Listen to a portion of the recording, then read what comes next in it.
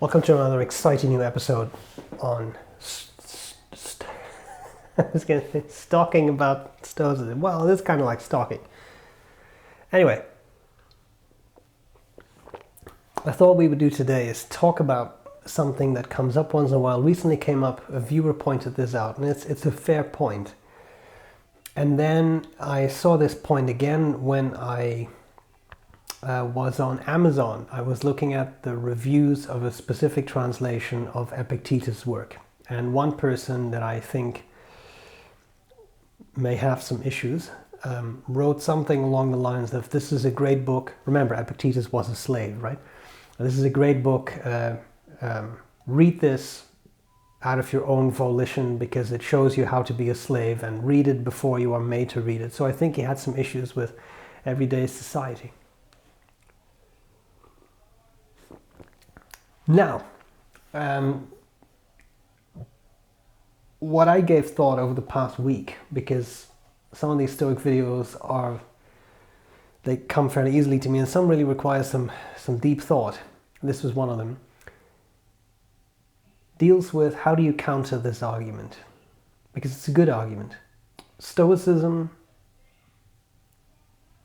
purports that, at least to a degree, you should accept what happens to you, and that's it. Now, I think there are a couple of things to be said about that. First of all, we've addressed this in a couple of previous videos, but first of all, Stoicism does say, go with nature. Do not go against nature. If you go against nature, if you try to go against things, quote unquote, preordained for you, you may suffer.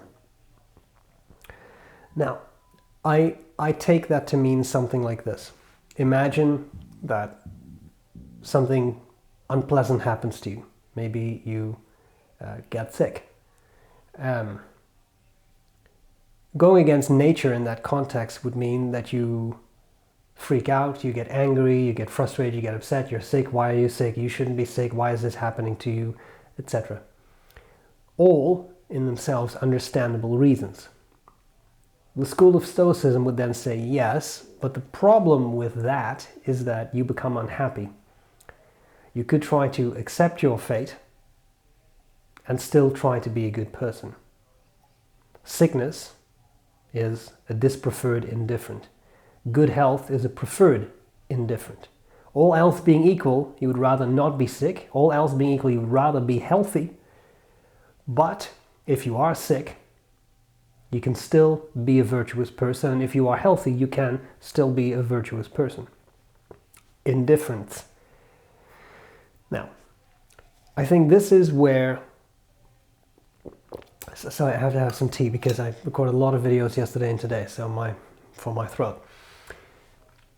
So this, I think, is where sometimes this misconception arises, where people think that Stoicism is about blindly accepting everything that happens to you, and that's part of the argument I was trying to go over today, that those in charge, whether that is a prime minister, a president, a king, a CEO, the principal of a school, whoever is in power over you, has power over you, can say, oh well, this is your station in life. Nothing you can do. You shouldn't go against nature. This is just how you are. You know what? I'm going to pay you $5 an hour less. That's okay, because it's just the way it is. Now, I think what a lot of people misconstrue is, I'm just going to say the prime directive, I'm not a Star Trek person, but the prime directive of Stoicism. Do not forget ever the Stoic fork, or the dichotomy of choice.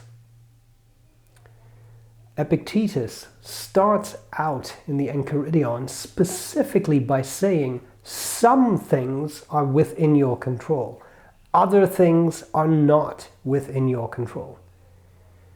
So let's continue with this example. maybe the most benevolent of these. I'm not talking about governments controlling you, whatever. I'm not getting into that. But let's talk about a CEO. The CEO comes to you and says, okay, so you used to make $30 an hour. I'm just making up a number. But now you're going to make $15 an hour because our profit margin has gone down, and this is what you get. Then I feel that what a lot of people then say is, see, this is where Stoicism fails, because Stoicism would say, well, you have to accept that. And thus you get controlled from above. And again, I'm not going to get into all sorts of government conspirational things. Like, I'm just a simple example. Your wages are cut in half. But if you then say, so you see, Stoicism can be used against you, you have no choice, then I think you're wrong, because you have misunderstood Stoicism. Stoicism does indeed say, well, if things happen to you, there's only one thing to do. You have to cope with them. You have to deal with them. You have to cope. If you don't cope, well, then you're going to be unhappy, because you're going to get angry, frustrated, sad, annoyed, any of these things, all of the above, etc. But you have choice. Now, the Stoics, when it comes to free will and determinism, they're very complicated. Because on the one hand, they say there is the Logos, this great rational system of the universe, which preordains everything for you, but then you do still have a choice. Well, that's very complicated, because you either have a choice or you don't. Everything is preordained, there isn't much of a choice. But if we ignore that aspect for now, think about the choice you do have. It wouldn't be the CEO, would it be like whatever, the manager comes up to you and says, well, we're going to have to cut your salary in half. I'm now, what was his name? Bill Lundberg. I'm now picturing Lundberg from Office Space. So he comes in and says, yeah, I'm going to have to ask you to cut your salary in half or something. Well, you could accept that. But remember that that is a choice. You could say, okay, well, that's how it is. I'm going to make half the amount of money I used to make. In itself, this is a Stoic bit of reasoning. But then, you can't complain. If that is your choice, then you can't complain. That's the Stoic aspect of this. Then you say, okay, I choose to accept this reduction in salary, and I'll take it. And then you are indeed going along with the way of the universe, and this has happened, but if you complain, if you say, but this is terrible, now I can't live, and I can't pay the mortgage, and I can't do this, then you are complaining, and then you are not being Stoic about it. But again, you are then working on the premise that you don't have a choice. And I don't think that's entirely true. In many cases, we do have a choice. In this case, you could look at Mr. Lundberg and say, okay, well, I'll tell you what, you get my notice at the end of the month. And in the meanwhile, you're going to be looking for another job. Whether you find another job is not within your control, but you can look for other jobs, and that is 100% within your control. That's an action you control. Again, not getting any jobs, but looking for jobs.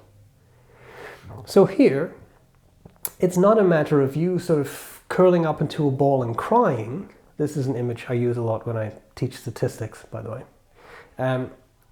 It's something else. You have a choice. Yes, it is true that the people up there can come up to you and say, you only get half your salary now. But you don't have to take that. You have a choice.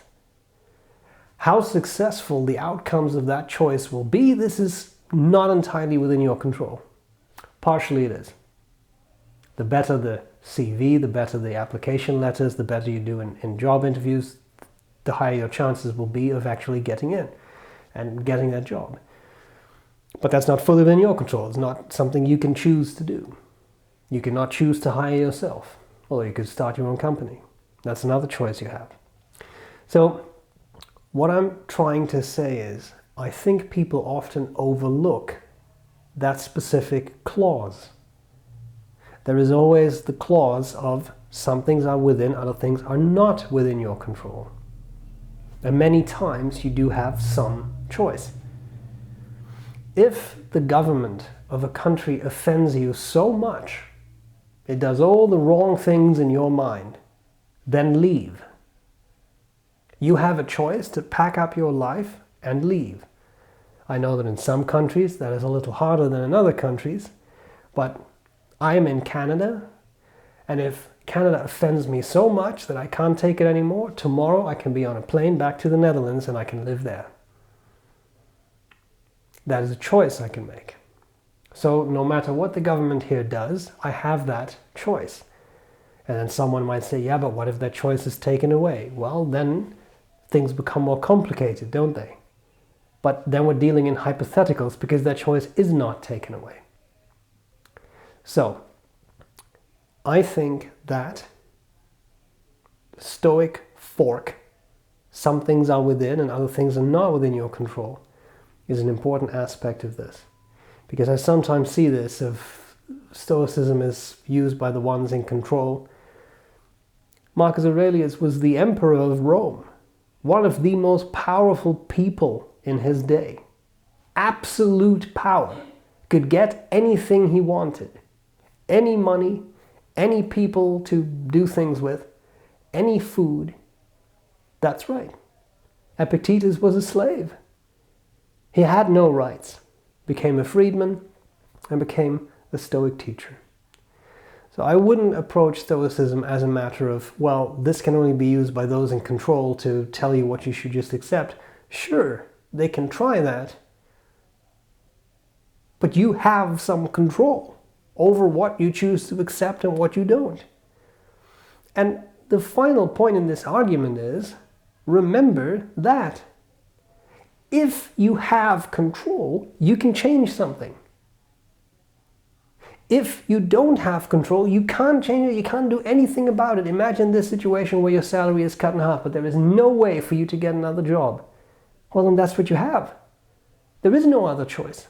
But then there's also no point in getting worried about it. There is nothing you can do. You'll have to make it work. And this is a somewhat odd example, and I don't mean to make light of it. That would be difficult. But what other option do you have? So I think that is important to remember. Because remember that Stoicism also comes with that proviso. If you can change something, then you should. If you cannot, well then you can't. There's no point in worrying. But if you can change it, well then you should, and there's no point in worrying either. And that is often overlooked. These were my thoughts. I'm not saying anyone is right or wrong, but I'm just trying to provide a slightly more nuanced view on this argument that I've seen a couple times now of Stoicism could be used by the ones in control to control you. I suppose so can money, benefits, laws, right? That's how power works. Let me know what you think about this. If you have any questions about Stoicism, I'm also happy to try and answer those, right? Like we're still going over Seneca's letters, but there's a lot of letters, and so that'll take us a while. Sometimes I think it's fun to try and address a topic like this as it comes up. Hope this was useful. I'm glad to see you later. Bye!